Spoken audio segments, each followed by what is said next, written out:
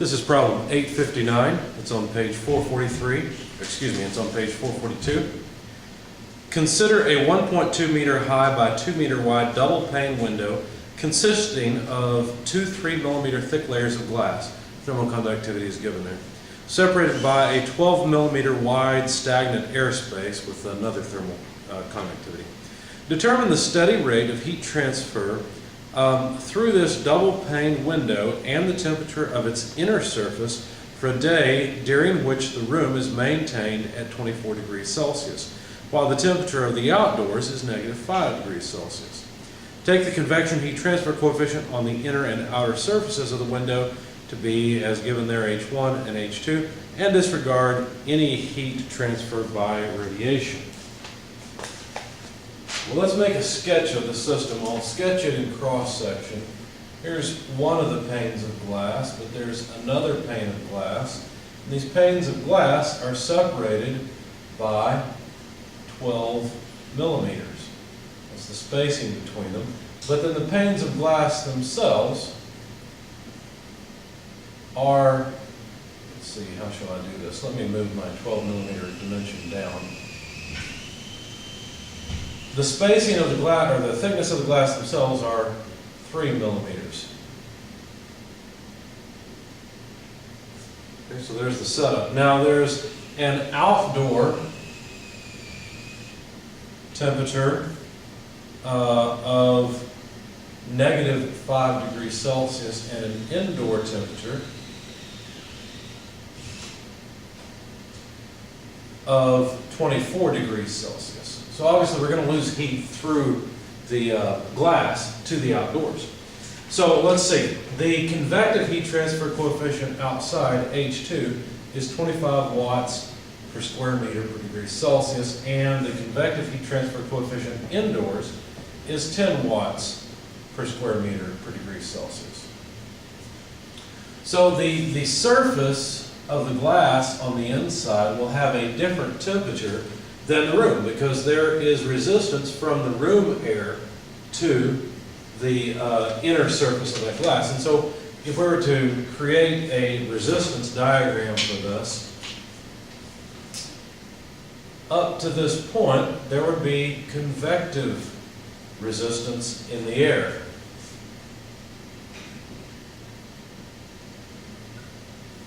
Through the glass, it's not going to be much of a resistor, but there it is, there will be conductive resistance in the glass. Let's try glass, COND for conductive resistance. Now, the air between the two glass panes is still. Now, in the real world, it wouldn't be still. There would be natural convection. And if you'll notice, the convective heat transfer that's given for the glass and the air, for the glass, the convective heat transfer coefficient K is 0.78 watts per meter per degree Celsius. The convective heat transfer coefficient for the air was given as 0.026 watts per meter per degree Celsius. And so you'll notice there's a huge difference in the convective heat transfer coefficient. The glass is an order of magnitude times 3 or so larger, or 30 times larger, than the conductivity of the air. Now, in the real world, it wouldn't work that way. In the real world, the glass conductivity would be smaller than the effective thermal conductivity of the air, because the air inside is actually going to convect around. But for whatever reason, they're assuming that the glass is still, or excuse me, the air is still. So we'll use this thermal conductivity. In fact, air is a great insulator if you can just get it to stay still. So they're assuming it's still for whatever reason, so we'll leave it that way. But with the 12 millimeter gap, which is a little less than a half an inch, there's no way it's going to be still. It's going to convect. But we'll go with the problem as it's given. So then we'll have resistance to heat transfer in the still, or supposedly so, air, and that would be a conductive heat transfer. Now our discussion was whether concerning the air, was whether the air would actually be conducting heat via conduction primarily or by convection. And as I said, in the real world it would be by convection. But once again, we're constrained by the problem statement, so this is still air. So it's air I can get this pen to write, let's try another color. Air that has conductive heat transfer. So I'm sorry I'm running out of space here, but this resistance is air that's conducting. This resistance is the glass conducting. There's another glass conduction resistance here, or glass conductive heat transfer, and then there's resistance to heat transfer in the outdoor air. So there's another air convective heat transfer mechanism there. Now, all of these resistances are in series. This is a network. It's a simple network because it's just a series network of 1, 2, 3, 4, 5 resistances. So if we were to write down the resistance for each of these, we'll label them R1, R2, all the way to R5. Then in the indoor air, the resistance would be 1 over H1A. Now, what is A? Well, A is the cross-sectional area available for heat transfer, and we were told that number. I haven't written it down yet, but we were essentially told that it's a 1.2 meter high by 2 meter wide. So basically what that really tells us is that the surface area, the cross-sectional area for heat transfer, if you were to look at it from this direction or from this direction, you would see it, and that area is 2.4 meters. So that's the area that goes in here because that's the total area that has heat flowing through it. And by the way, our flow, of course, would be like this. Our heat transfer would be to the outdoors. Okay, so this would be 1 over H1, but H1 is 10 watts per square meter per degree Celsius. And then the area is 2.4 square meters. So the square meters go away when we have watts per degree Celsius, and that is 0.0416 repeating watts per degree Celsius. So there's the resistance of the air that is convecting inside of the building. R2 is going to be the resistance in the first pane of glass. And so we'll have to use a conduction equation, which would be the thickness over the thermal conductivity over A. Now I've used K2 to indicate essentially the conductance of resistor 2. There's no K1 in this problem. There's no thermal conductivity 1. There's H1. So anyway, the thickness of that glass is 3 millimeters, which is 0.003 meters, divided by K2. K2 is the thermal conductivity of the glass, 0.78 watts per meter per degree Celsius.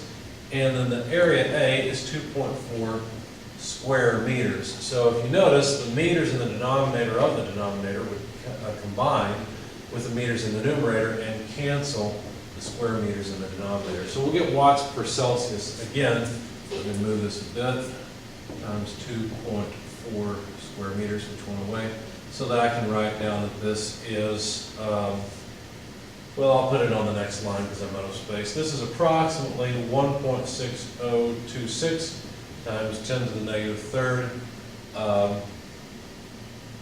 And I'm sorry, I wrote down my units wrong here. This would be degrees Celsius per watt. And so would this, degrees Celsius per watt. Okay, so that takes care of the resistance. Now you can already see that the glass offers a lot more resistance than the air inside the home. So we expect a larger temperature drop across this 3 millimeters of glass than we would expect from the indoor air to the surface of the glass. So let's calculate the resistance of the next resistor in line, which is the still air between the two glass planes, and see what we get. So this is another conductive problem, or the mechanism of heat transfer in the still air is conduction also. So L over K3A, the length or the thickness of that conduction region is 12 millimeters. So that's 0.012 millimeters, excuse me, meters. That already converted it. K3 is the thermal conductivity of the air, 0.026 watts per meter per degree Celsius. And then the area for heat transfer, 2.4 square meters again. As usual, the meters, the length dimensions all go away, and this comes out to about 0.1923 degrees Celsius per watt. Now notice that even though the air is still, since the air is still, this air gives us the highest resistance so far. Notice it's an order of magnitude larger than the convective resistance in the air inside of the home. And this is the part that I'm saying is unrealistic, even though we're constrained by the problem statement to use it. Really, the air in between those two panes of glass would be moving around, would be convected by natural convection. So let's continue. R4 will be the resistance of the second pane of glass, but if you think about it, it'll be exactly like what we had before. In fact, let's not even bother writing it, let's just write it this way. R2 and R4 will be the same because it's the same material, same thickness, same area, so same thermal conductivity since it's the same material. So this would be exactly the same. R2 and R4 are equal. How about R5? Well, notice the convective heat transfer coefficient for the air outside is different than the convective heat transfer inside. Now, why would that make sense? Is it because the temperature is different? What's going on there? Well, it's not so much because the temperature is different. It's not so much that the air is significantly different indoor versus outdoor. It's really not. Why would that be? Well, the wind may be blowing slightly outside, whereas there's less convection, less movement of the air indoors. And so the convective heat transfer coefficient, or essentially the resistance of the air outside, is less than the resistance of the air inside. So let's calculate the magnitude of the resistance outside, 1 over H5A. And so this will be 1 over 25 watts per square meter per degree Celsius times the area, 2.4 square meters. Again, the square meters go away. And the resistance of the outdoor air is 0.016, repeating, degrees Celsius per watt. Now notice that the resistance outside is less than the resistance inside. As I said, maybe the wind's blowing or something. For some reason, there's a higher convective heat transfer coefficient outside. So to get the total resistance, all you do is you sum up all of the resistors in line because they're just in series. So if you do that, what you'll find is that the total resistance is about 0.2522 degrees Celsius per watt. So there's the total resistance from this point to this point. Okay? So we should be able to calculate the heat transfer rate. We should be able to calculate Q. Now, I'm running out of space. I'm not going to squeeze Q dot in here. You know what? I'll tell you what. Actually, let's get rid of these thermal conductivities because we've already used them to calculate the total resistance. So now I do have a little more space, and let's calculate Q dot where it lies. So Q dot would be equal to the temperature difference, or the driving force for heat transfer, which is the difference in temperature between the indoor and outdoors.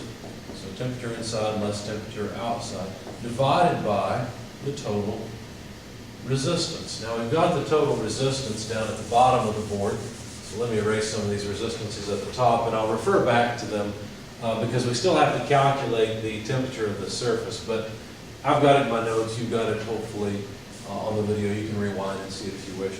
So the temperature inside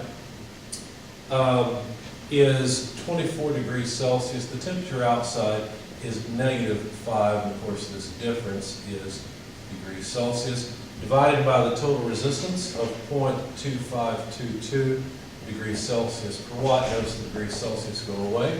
We'll end up with watts. In the numerator, we have 29 divided by, then in the denominator, 0.2522. Plug in your calculator, you'll find this is about 115 watts. So there's the heat transfer rate through the glass and the air all the way from indoors to outdoors. Now, notice this does not take into account infrared radiation. It doesn't take into account radiated heat transfer. And so this is actually a low estimate for two reasons. One is because it's only considering conduction and convection. The other reason is because the resistance of the air between is unreasonably high. I would expect to have a heat loss much higher than this in the real world. But let's continue. The next question is the temperature of the surface here. Now notice there's only one resistance, but the heat flow through this resistance is equal to the heat flow through all of the resistances, because the same rate of heat flow has to go through all of these in order to make it all the way outside. So we could write a similar equation that says Q dot, notice this is going to be significantly different from this one, is inside temperature less surface temperature divided by R1, because that's all that the heat has flown through by the time it gets to TS. Okay? So if we were to rearrange this equation, we'd find that the temperature of that surface is the indoor temperature less the heat flow rate times R1. Now, as I said, I've already erased R1, but you'll probably recognize the number, or you can rewind the video. I've got it right here. Basically, the surface temperature is the indoor temperature, 24 degrees Celsius, less 115 watts Q dot, multiplied by R1, which was 0.0416 repeating degrees Celsius per watt. You'll notice the watts go away. We're left with two terms of degrees Celsius, and so this is 19.21 degrees Celsius. This may be a little bit surprising to you, that there would be that much drop in temperature from the indoor air to the surface of the glass, but I would suggest that during the wintertime you go up to an exterior wall in your home, put your hand on it, and you'll notice that the wall is significantly cooler than the air temperature in your home. The other thing you can do that's interesting is do the same thing in the summertime, and you'll notice the wall is significantly warmer. It's not as marked a difference, but the wall is warmer than the room air.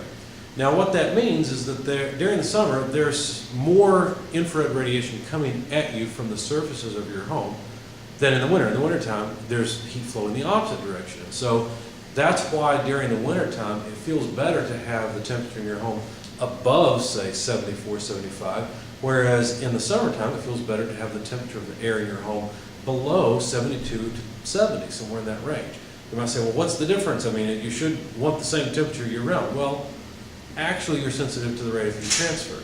And so it's not just the temperature of the air in the room, it's the rate of heat transfer, which includes heat transfer to or from the air in the room, but also to and from the walls and everything surrounding you.